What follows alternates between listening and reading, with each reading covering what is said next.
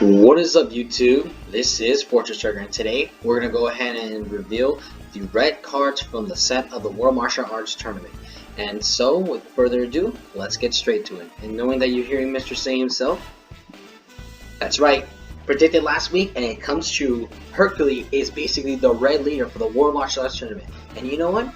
I'm actually glad, because he deserves it. It was his time in that episode because, well, he is a shit cannon, he's a shit character, but he is basically, that's what Toya made him. He's basically the Hulk Hogan of the set. So, yeah. Alright, so Mr. Hulk Hogan's effect is, during this card's battle, if there are cards in your combo area, draw one card and negate this skill for the duration of the battle. When your life is 4 or less, this time, you may draw 3 cards and flip this card over. Pretty good, huh? And if you notice, basically, he's a little stronger than his green card, which is kind of weird though. So Hogan's Awakening is Bundle Confidence Hercules. So when he hits this card attacks, draw a card. Activates the battle. During this card's battle, if there are cards in your combo area, draw a card and negate this skill for the duration of the battle. Simple enough. Also, he is a 10k card when he awakens, so yeah, he is pretty much stronger. In comparison with this leader with the other Hercules leader, it's a little weird to say because I talked to my friend Noel, who is a huge fan of red cards because that's his favorite, and he told me that he likes this card, in which the green card was similar to this. However, I get the fact that it states that you win this card battles, and if you have you get to draw, but I don't know. Well, I mean, like, you do get to have a 2 draw at least with this effect, which is not bad. But I don't know. I was hoping maybe it could be a little cooler, like the Hercules one. I mean, we'll hear what you guys think. I mean, we'll see. Alright, so next what we have is Heroic Duo Son Gohan. So what he does is that when you play this card, choose up to one of your opponent's battle cards with 10,000 or less and KO it. So what's good about this, again, Son Gohan Adolescence, which is basically becoming a thing for this game, which I love because Son Gohan's awesome. And similar to like the 2-drop Choppa card from the Ultimate box, has a similar effect, except instead of 10k, it's 9k. But with him, he's better, and since he's Gohan Adolescence, you have a lot of fun with this guy. Alright, so next we got Tiny Rival Son Goten, one of the cards we revealed, but I'm going to review some of these cards again for those who haven't seen it. So, he has Barrier. Permanent. If Tiny Rival Trunks is in play in your battle area, this card gains 5,000 power and double strike, which is pretty nice. So I already make him a 20k double strike card, and it doesn't say for the turn, it just keeps the 20, and he also keeps the double strike, and he has Barrier as long as you have the Trunks on the side. Our super combo is Vegeta, Power Misused, which is launching Vegeta. Same thing, when you combo this card, there's World Tournament, if you have 5 or less, draw a card, means 10,000. Simple enough. Alright, so here's Tiny Rival Trunks. What he does, he has Critical. If Tiny Rival Son Goten is in play in your battle area, this card gains 5,000 power and double strike. So basically they're the same thing, only difference is that the Trunks here has the Critical and the Goten has the Barrier. But they do get to keep the 5k, and they do get to keep the double strike, making them 20ks, double strikes. But in comparison, we all know that Trunks is better, because if you remember in the series, Trunks was the one who defeated Goten. And we all love Trunks, but not Kid Trunks. He's shit. But this one's all for the Gotenks friend, so check this out. Mighty Mass Powers Combined is our second super combo in this set, but it's finally the effect combo we've been waiting since set 3. So what this card does is when you combo with this card, and if your leader card is red, and your life is 4 or less, you may choose one card in your hand and place it in the drop area. If you do so, this card gains 10,000 combo power for the duration of the turn. Then choose up to 1 red Son Goten and up to 1 red Trunks U each with 15,000 or less power and add them to your hand, then shuffle your deck. So really great card, but if you just notice right now there's an errata card because, well, they must have maybe misunderstood it.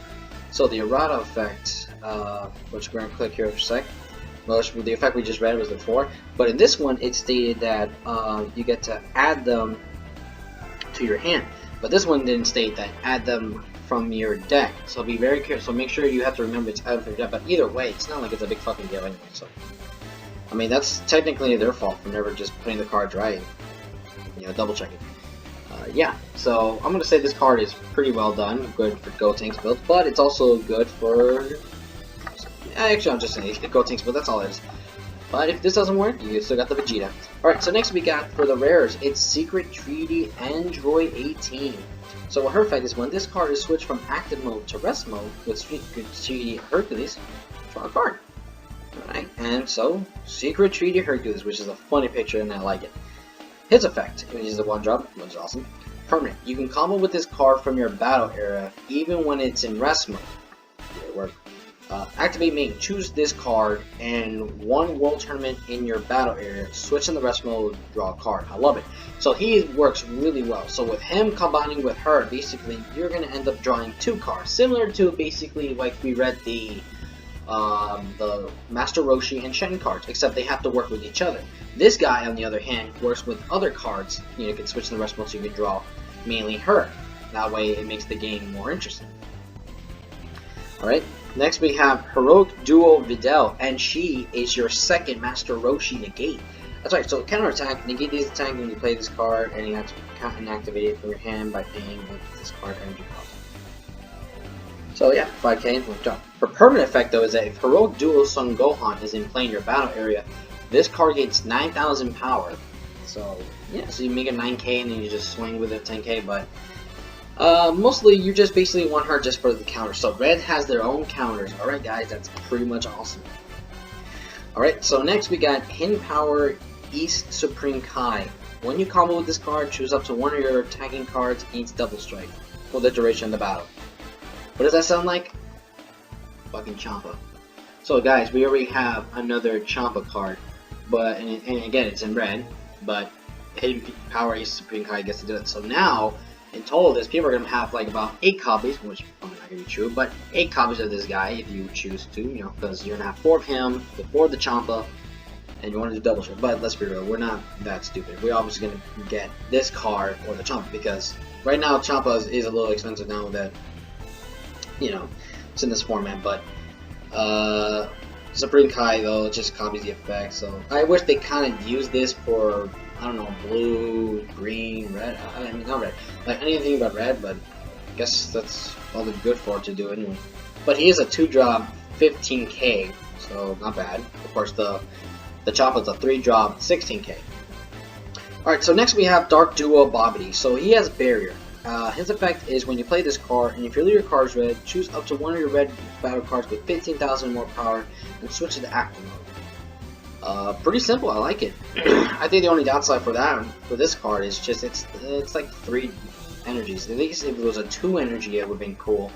Because the 5k power doesn't matter, but the energy cost summoning is, I'm a little hassle, but I see why they're being like, because you want, but the reason is because mostly you're gonna switch up a higher attack power, so you can make sure you can overkill your opponent. So you can use this with the Jiren. So let's say you attack with the Jiren falls back, then he attacks again, then he's still in the rest mode, then you can switch him back to active mode, then attack again because it's Jiren. Alright, so next we got Dark Duo Deborah. So what he does is permanent. If Dark Duo Bobbity is in play in your battle area, this card gains Barrier. When you play this card, choose up to 2 cards in your opponent's hand and send them to the ward. When this card leaves the battle area, your opponent adds all cards sent to the ward with this card's skill to their hand. So I actually like this card a lot, because for the fact is you want to make sure your opponent has no resources to have guards in the graveyard to ward or have anything to save themselves. Only until this guy died. They actually want to waste to kill this guy so they can get all their cards back. But if their card's pretty small and they're, yeah, you have the advantage, but just try to be very careful. But the best thing about though is the fact that when you have this guy that's on the board, good thing about it is that he'll have barriers, so that way he doesn't die. Except if you leave him in rest mode, he'll die in battle. So you gotta be smart enough to make sure you want to keep him around if you need him to make sure your opponent has 0 cards in their hand. Alright, so next we got Tainted Power Spobovich and Yamu. So their auto effect is when you play this card, choose up to one card in your battle area and place up to 5 cards from the top of your deck under the chosen card. Yeah, that's right. So basically all it's good for is just to put it under the Majin Buu Spear from set 2. So that way when after a hand reaches 5 cards, you obviously get rid of it and you special summon Majin Buu from the deck, and then you inflict damage to your opponent when you summon it, which has 20k in double strike. but really resourceful for the Bobbity deck. My friend Noel says he wants to make Bobbity again now, just for fun, because you know it's a really fun deck. It's not bad. All right, next we got Pui Pui, Magician's Lackey, who's just a 2-drop crit. That's it. Next we got Razor's Edge, Yakon. His effect, permanent. This card gains 5,000 power for each card placed under it, so it works with the Spopovich Yamo card. What his effect though is when your opponent attacks with one of their cards, place one card from the top of your deck under this card. Then if they reach 5 or more cards placed under it, place this card in the drop here. So pretty much not really worth it. So yeah, and I love it. So basically, I mentioned this before, so I'll repeat it to those who don't know. So you at least want to make sure he's up to 4. With that, we'll be gaining about 20,000 power, and he'll be 30k. Once he reaches his 5th, it's over.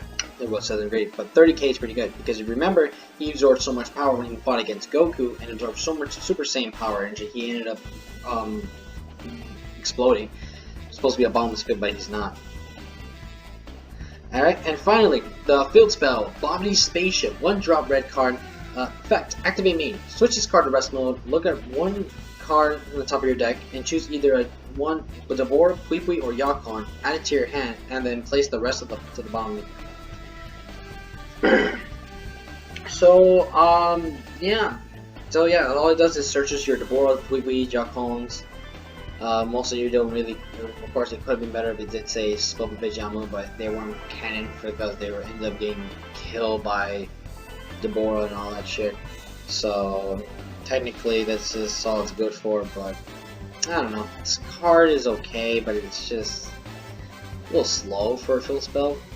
Couldn't just say look at the top 2 cards at least. It just says look at one card from the top of your deck. So it kind of makes it hard to search, but yeah, and again, it makes you not draw anything bad, but again, still, it's kind of lame. If it was said 2 or 3, it would make more sense. That way you can have a free look, but it doesn't, so it's whatever. But yes, guys, that's it for the red set. Now, with special news, of course, we also got the wording stating what happened with the idea of SS3, Goku Leader, and Flute. So, for those who do know, already understand what's happening, but those who don't, we already had officially made this ruling. And so, as I go to the ruling section, everyone, just be wise to know that we just have an errata. Or do we?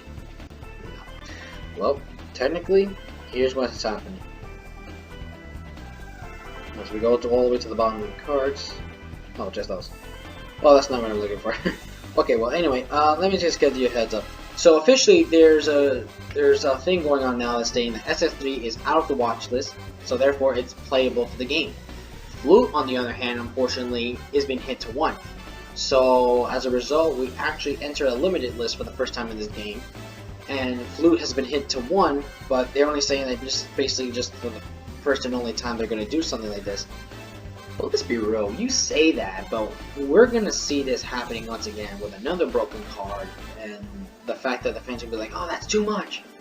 But it does leave an idea that if you're going to make this one time only, be smart and try to basically not make any broken cards. That's all you got to do. But with that, guys, as the song ends right now, this is my time to say goodbye. So I hope you guys enjoyed this list, and I will see you guys around next week when we go ahead and check out the blue and black scent reveal. And with that, guys, this is Fortress Striker, signing off.